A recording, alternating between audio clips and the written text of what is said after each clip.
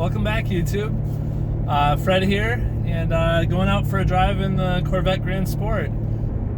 Alright, so I've had the Mini about 2 weeks. I've been starting to use it to commute into work, and really just, it's been everything that I was hoping for and then some. It meets all the economical needs, it's fuel efficient, it's comfortable, it's a great place to be for a long commute. And then on top of that, it's also exceeded my expectations as far as driving it for fun. On the weekends, you can actually go and do a bunch of windy roads and enjoy it.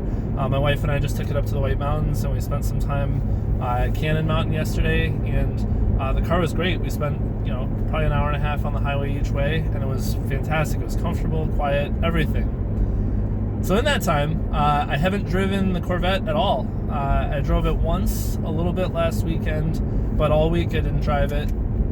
I tend to only drive it on weekends. And really it's more been a matter of I haven't had the time, or we've had plans. But today I figured I'd take it back out. So some of the biggest things that I notice different in the C7 Grand Sport compared to the Mini. First and most obvious is the feel of the shifter and the switch gear, the clutch, all of that. The Corvette has a much burlier, beefier, heavy feel. It's funny, when I bought the Corvette, I hadn't been driving a manual car daily in a long time. It had been, I don't know, 7 or 8 years since I had an old Toyota RAV4. And upon switching to driving the C7 some of the time, the transmission was very smooth, it felt delicate, just very, very easy. Basically think and it'll shift for you. But then after driving the Mini, a big change in my impression has been that the transmission in the Mini is even easier, slicker, and smoother. The Corvette, by comparison, the clutch, I'd say, is probably about twice the distance to press.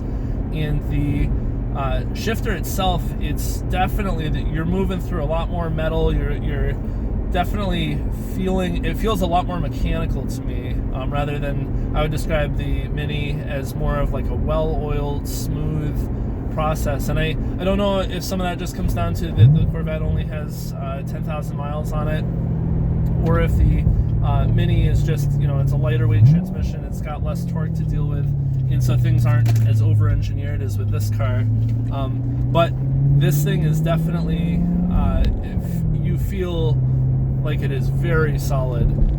Every gear is incredible positive feedback.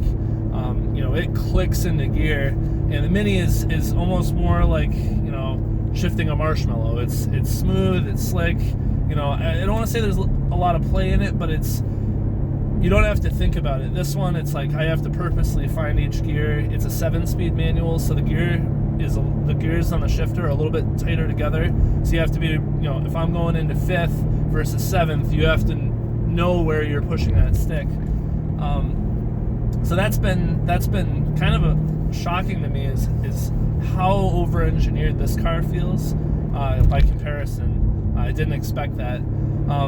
This thing also feels much lower. I feel like I'm scraping on the ground, and that I have to almost look up over the hood, which isn't true. I mean, I'm 6'4". I can see clearly. I'm actually fairly tall for this car, over tall in general. But this thing feels like I'm on the ground, and I remember I got to be careful around speed bumps, transitions into driveways. In the Mini, I can drive anywhere. I don't have to worry about pulling up to a curb. The bumper's higher. I don't have to worry about opening doors. There's no lip splitter, chin spoiler to catch on things. So the Corvette, you got to be a little more careful unless you're willing to have a lot of expensive mistakes. Steering feel, it's interesting. From what I've read, and I can't say I've researched it specifically, the Mini has electric steering and the Corvette has a hydraulic unit. The steering in both cars is very precise, very on point, and I would say they're similar in feel as far as you can feel everything going through the road. I can tell if there's a pothole on the right side or a bump versus the left. I can tell when one tire is slipping a little bit. And the Mini, I feel very much the same way. I would say that the hydraulic steering in the Corvette has a little bit more weight to it, and you can definitely feel that you're pushing a lot. You can definitely feel that you're pushing a little bit more weight. You got wider tires, you got a kind of a heavier, suspension setup, everything's a little beefier, probably a lot beefier. So the steering feel is definitely different. Ride quality is about the same. They're both firm, but I would say firm but compliant. I'm on a pretty bumpy little side road here, and it's not bad. The Corvette's, it's firm, where all the bumps are, but that lends to the feel of the car. It gives you a better sense of the handling, the grip, all that stuff. And the Mini is much the same way. I wouldn't say it's plush. It's definitely on the firmer side, but with comfortable seats, and as long as you pick your lines a little bit, it's not uncomfortable in any way. And the Corvette's a lot like that. Now pickup. Naturally aspirated, big V8. The Corvette is instantaneous on power. I mean, really fast. I mean, you just tap the throttle and it really picks up very quickly. The Mini, there's a little bit of turbo lag. You obviously have a much smaller displacement engine. It is turbocharged, so it does build a fair amount of torque, but you got to get to that critical RPM, about 1500 before. But you need to get to that critical RPM before you're really making any power. And once you're in the power band, the thing definitely pulls. But it pulls like a mid 2,000 pound 4-cylinder turbo car versus this thing is a aluminum frames, carbon fiber bodywork, big displacement aluminum V8 that just really whomps on the power. Ooh, GT3, nice, and a Cayman. Now, rear-wheel drive versus front-wheel drive.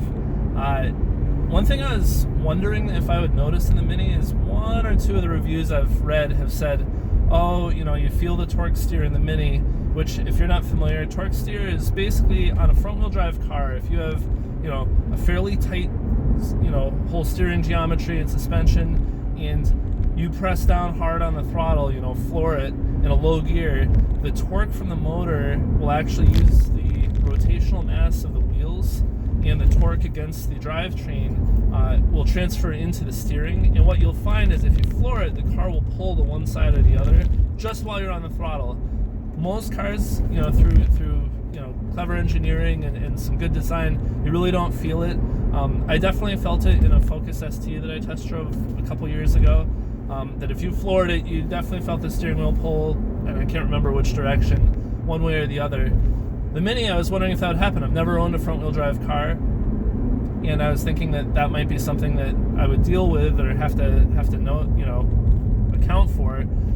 Haven't felt any, and I mean, I've gone wide open first, second, third a whole bunch of times, and I've never felt any pull to one direction or the other. I feel like you could put two fingers on the wheel and floor it and you'd be fine. So that's good. Obviously the Corvette with rear-wheel drive and a ton of traction, there's none of those tendencies either, especially because of rear-wheel drive.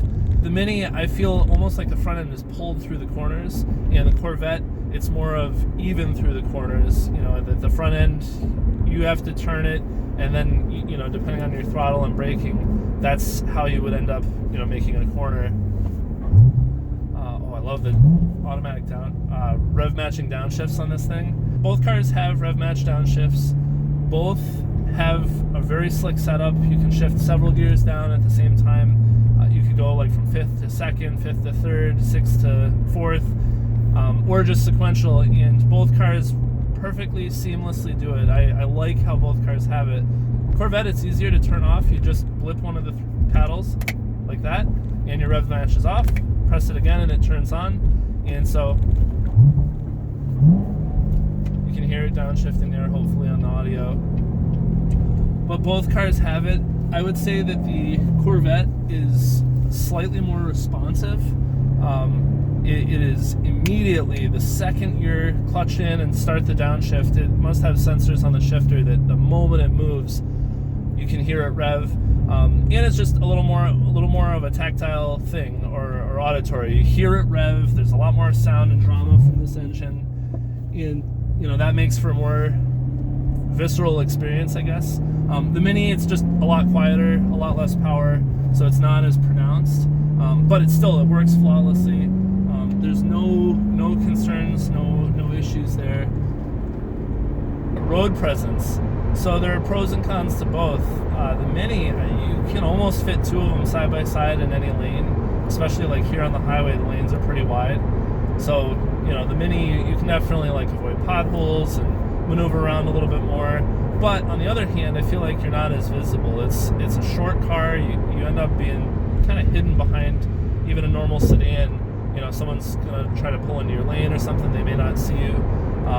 So there's that downside. The Corvette, plus side is it's a lot more visible. You know, in addition to being a flashy car with a pretty great color, where it's visible in that sense. It's a lot wider. Definitely on narrow country roads, it's not the best, because you end up constantly feeling like you're either going to be creeping on the line or creeping on the shoulder.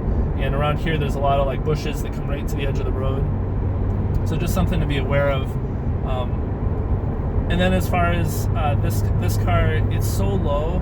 Tractor trailers sometimes have trouble seeing it, so you want to keep kind of a wide berth around them, just so that you never have to worry about being seen or merged into.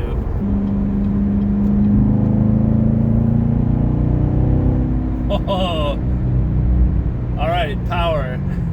The Corvette boatloads more power. It's more than double the horsepower, double the torque, and only slightly more heavy than the Mini.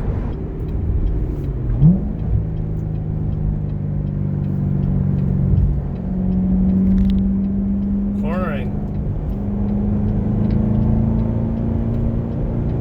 Oh, that was 1G right there on an off ramp. This thing grips for days. So talking a little more about handling at the limit versus just regular handling, Corvette obviously head and shoulders better as far as at the limit grip. This thing supposedly will pull 1.2 G's cornering. I've had it about 1.1, on an autocross track, and you're at that point you're struggling to keep your head upright. You're sliding as far in the seat as it'll let you, which these are pretty well bolstered, but even then it's pulling you to the side pretty good.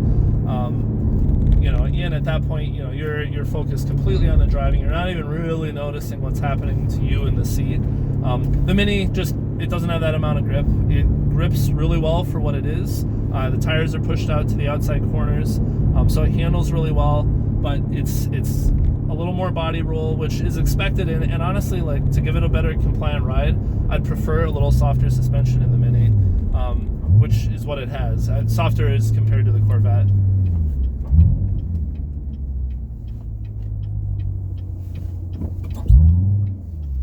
Visibility.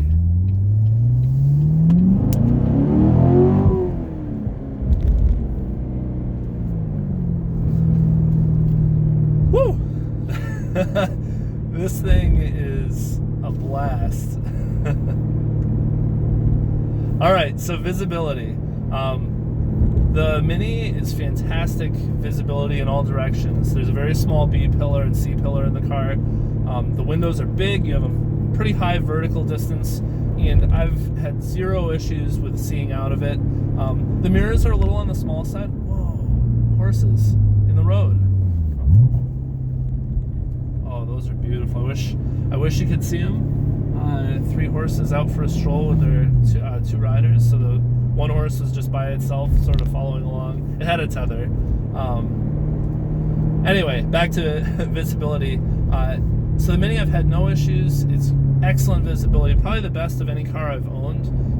The only little downside is that the mirrors are a little bit small. It fits with the design of the car and the look, but they're not great for seeing further to the sides. So you just always want to look over your shoulder when you're turning or when you're merging.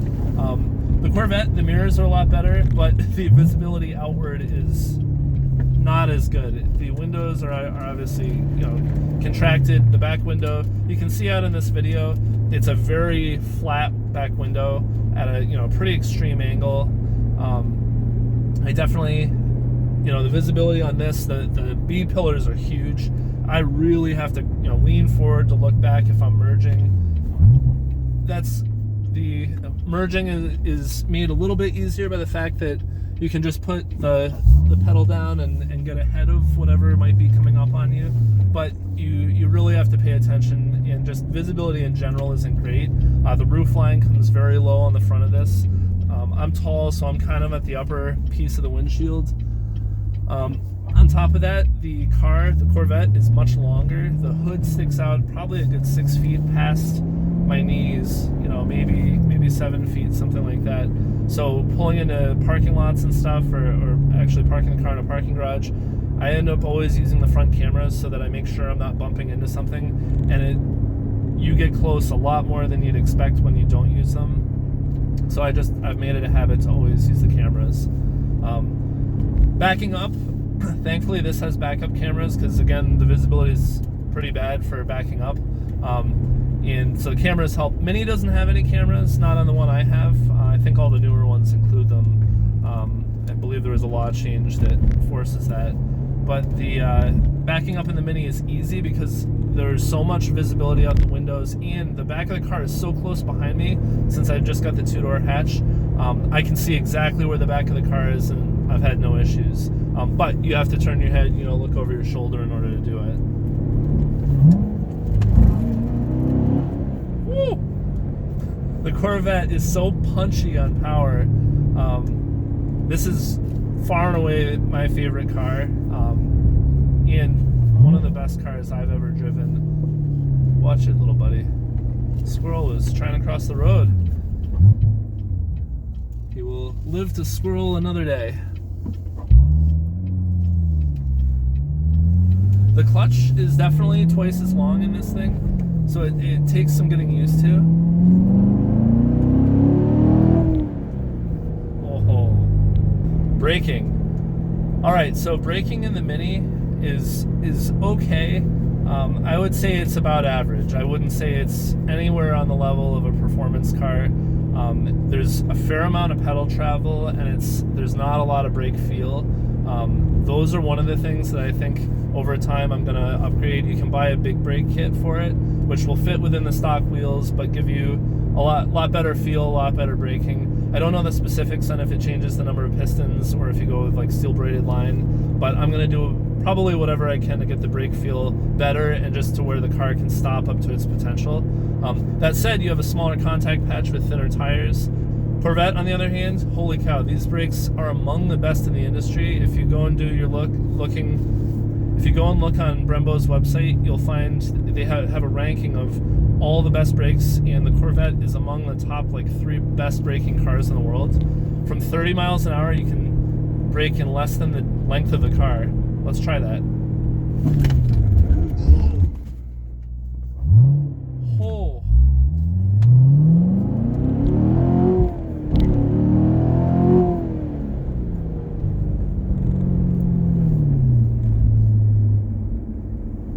Yeah, it can do it. I read a review back when this thing was brand new in 2017, and one of the reviewers was saying, hey, at 30 miles an hour, this car will stop in less than the length of the car. And I don't remember offhand what the length of the car is. So I was out for a ride with one of my friends last year and told him that statistic that, at 30 it'll stop in the length of the car. And he's like, have you ever tried it? And I said, well, I've braked pretty hard, but I've never actually tried it. So he said, let's do it. So we're driving along, and I said, okay, at that sign, I'm going to hit the brakes as soon as it looks like the front of the car passes it.